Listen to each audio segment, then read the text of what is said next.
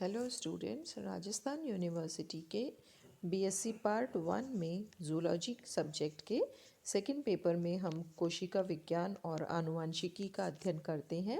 Section C में हम आनुवंशिकी का अध्ययन कर रहे हैं, जिसमें हम मेंडलिज्म और उसके एक्सपेरिमेंट्स, उनके प्रयोगों का अध्ययन कर रहे हैं। आज हम मेंडल के डायहाइब्रिड क्रॉस द्विसंकरण क्रॉस के बारे में पढ़ेंगे। तो यहाँ पर मेंडल ने क्योंकि पेरेंट्स को उनके दो लक्षणों में विभिन्नता के आधार पर चयन किया था, जैसे कि मोनोहाइब्रिड में एक लक्षण में भिन्नता को आधार रखा, या उन्होंने दो लक्षण जो विपर्यासी लक्षण थे उनको आधार रखा। और ये लक्षण थे एक प्रभावी रूप जिसमें कि येलो कॉटिलिडॉन और गोल बीज वाले पौधे लिए, और अप्रभावी में जो कि प्रभावी का विपर्यासी रूप होता है, विपर्यासी या कॉन्ट्रास्टिंग कैरेक्टर है, जिसमें कि ग्रीन कॉटिलिडॉन और झुर्रीदार बीज उन्होंने लिए।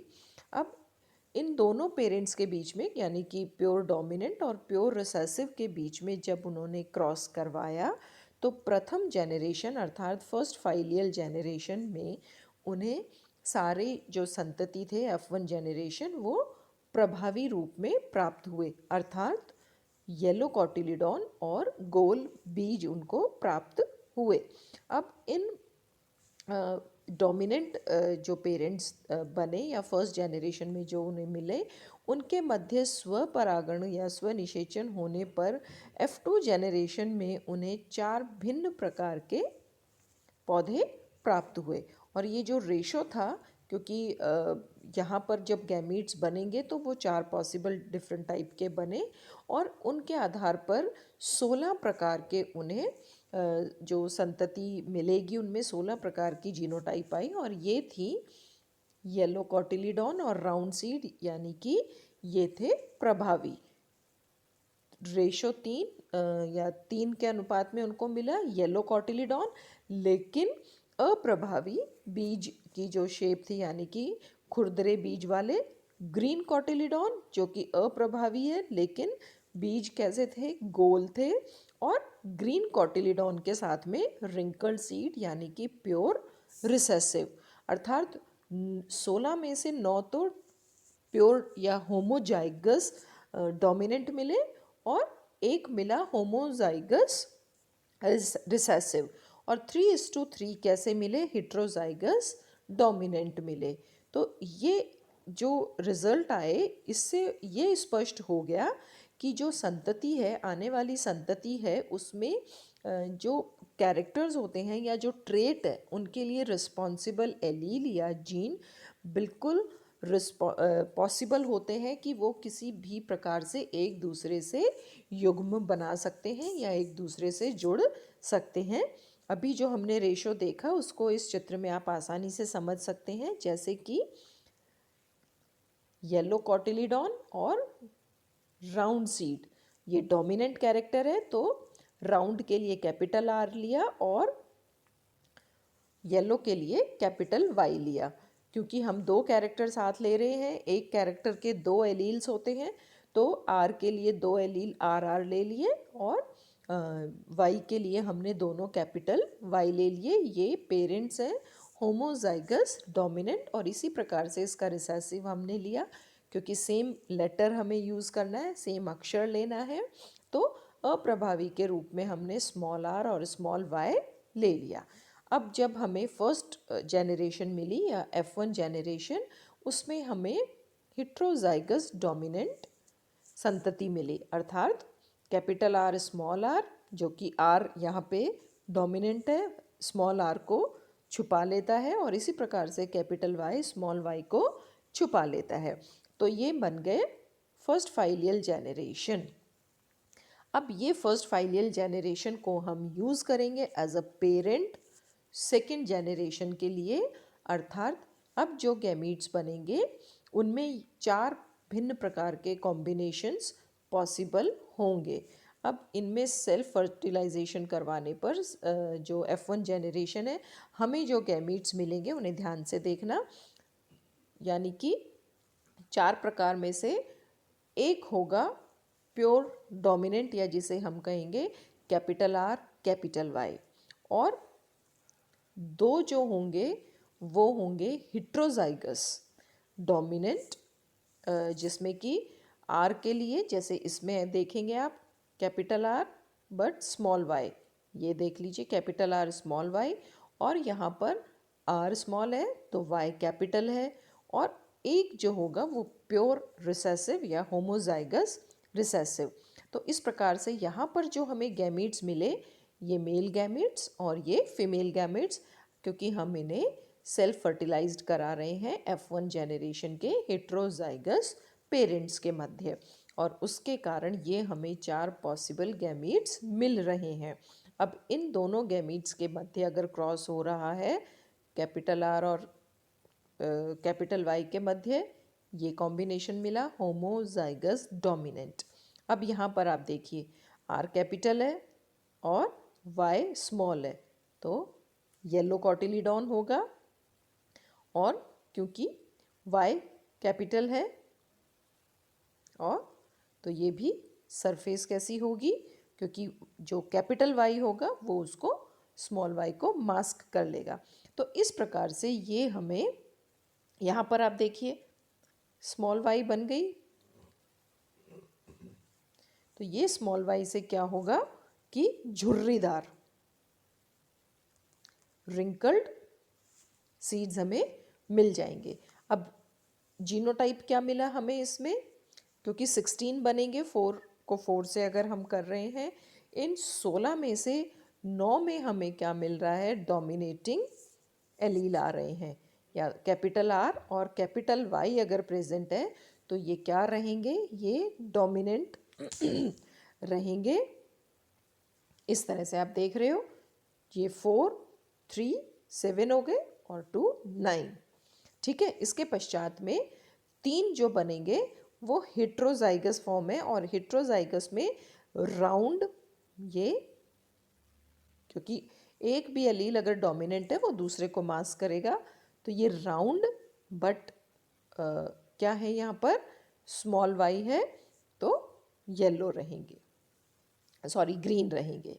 ये 3 हो गया, और इसी तरह से 3 जो मिलेंगे वो ये कॉम्बिनेशन होगा, और एक मिलेगा प्योर रिसेसिव।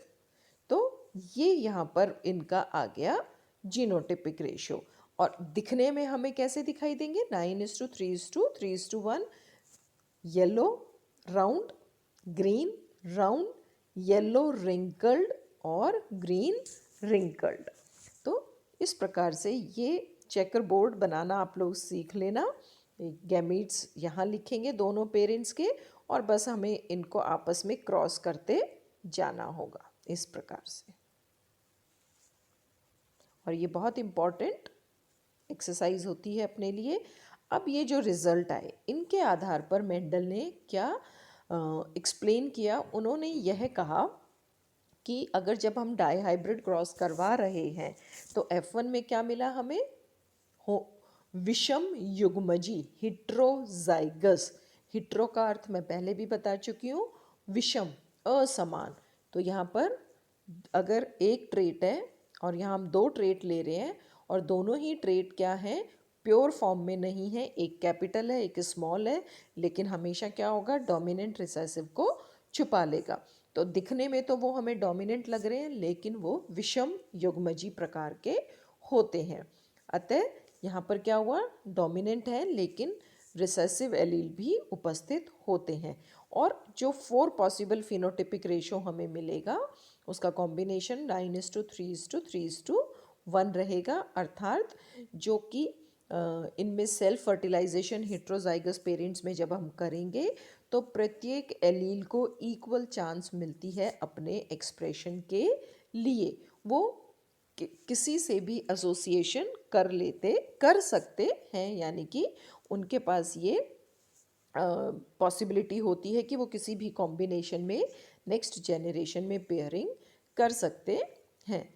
क्योंकि ये नोट्स मैंने आपको पॉइंट्स में बना रखे हैं, एक एक पॉइंट को एक्सप्लेन करना पॉसिबल नहीं हो पाएगा, इसलिए चेकर बोर्ड से समझा दिया था। ये देखिए कि 4 टाइप के गैमीट्स हमें किस आधार पर मिले, डोमिनेंट, प्योर डोमिनेंट जिसे हम कहेंगे, ये इम्प्योर डोमिनेंट और ये प्योर रिसेसिव, ये 4 प्रकार के गैमीट्स है, और जब इन गैमीट्स के मध्य क्रॉस करवाया तो 16 पॉसिबल कॉम्बिनेशन हुए, और इस 16 पॉसिबल कॉम्बिनेशन में फिनोटिपिक रेशो तो क्या आया हमारे पास, 9:3:3:1। और इसका अगर हम जीनोटिपिक रेशो देखें तो आगे इस डायग्राम में आप देख सकते हैं जीनोटिपिक रेशो। आप देखिए जैसे कि राउंड एंड येलो, ये आप देख रहे हैं 1 2 3 4 5 6 7 8 9। अब इनमें देखिए कि कोई भी एक जो कैरेक्टर होगा या ट्रेट है वो डोमिनेंट है। अब इसमें देखिए दोनों ही डोमिनेंट है, इसमें एक ट्रेट डोमिनेंट है, इसमें भी एक ट्रेट डोमिनेंट है। तो इस आधार पर ये हो गया 1 और ये 1, होमोजाइगस डोमिनेंट, होमोजाइगस रिसेसिव। अब ये सब क्या है, हिट्रोजाइगस है। अब इस हिट्रोजाइगस में भी अगर दोनों में से एक ट्रेट भी प्योर है, जैसे यहाँ पर कैपिटल आर, तो इन जीनोटाइप के आधार पर हम इन्हें वापस, ये हो गया 1:2, 1:2, ये फिर 2 आ गया,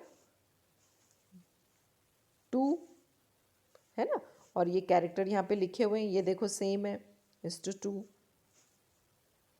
ये सिंगल टाइप है जिसमें कि सिर्फ 4 में से एक एलील डोमिनेंट है और बाकी 3 रिसेसिव है, तो ये सिंगल है 1। ये भी सिंगल टाइप ऑफ कॉम्बिनेशन है। तो इस आधार पर अगर हम इस चेकर बोर्ड का जीनोटिपिक आधार पर हम देखेंगे तो 9:3:3:1 का फर्दर क्या हो जाता है जीनोटिपिक रेशो, जो कि हमें चेकर बोर्ड को ध्यान से देखकर बनाना पड़ेगा। 1:2:1, 2 4 2 1 2 1। ठीक है, तो इस आधार पर ये जीनोटिपिक और फिनोटिपिक रेशो हम देते हैं। तो मेंडल ने यह बताया कि सेल्फ फर्टिलाइजेशन करने पर जो एलील्स हैं इंडिपेंडेंटली स्वतंत्र रूप से लग्नता करने के लिए स्वतंत्र होते हैं, वो किसी भी दूसरे एलील से कॉम्बिनेशन, पॉसिबल कॉम्बिनेशन उनमें संभव होता है। और इस एक्सपेरिमेंट के आधार पर मेंडल ने जो अपना दूसरा नियम दिया वह दिया था स्वतंत्र अपव्यूहन का नियम, लॉ ऑफ इंडिपेंडेंट असॉर्टमेंट।